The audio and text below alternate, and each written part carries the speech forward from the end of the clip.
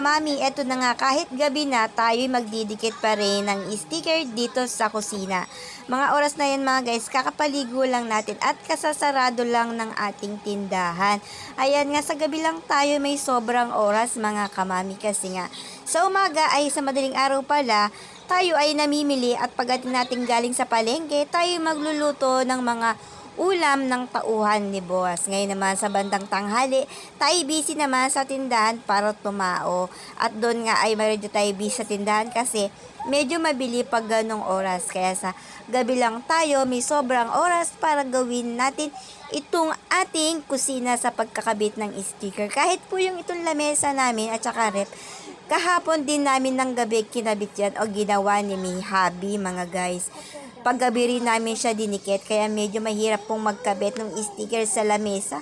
Medyo ako'y nabugnot ng bagya. Ayan nga po, medyo tayo nahihirapan dun sa bandang itaas sa pagkabit ng sticker. Pero pag nailagay natin siya ng maayos sa itaas, ay dire-diretso na po siya pag nilagay pababa.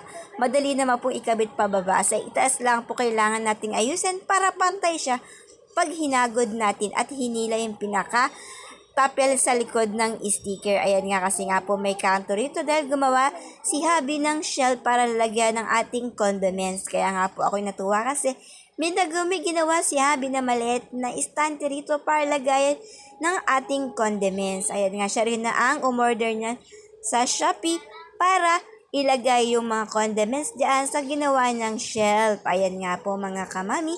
At tayo ay medyo matatapos na rin kasi nga po nandito na tayo sa may gitna. Yan nga lang pong gitna ang ating malalagyan kasi nga po konti lang yung sticker nabigay sa atin ni ate. At ayan nga po may katulong tayo na isang batang makulit dyan at tayo ginugulo sa ating pagdidikit ng sticker. At ito na nga po, sinusukat natin yung nasa loob kasi gugupit tayo ng kapiraso para dun sa shelf na ginawa ni hubby ay didikit natin sa loob para maganda siyang tignan mga guys. At sulit naman yung ating pagod dyan kasi nga pawis na tayo dyan mga guys. Kahit tayo ay bagong paligo at ayan nga yung bata dyan, oh.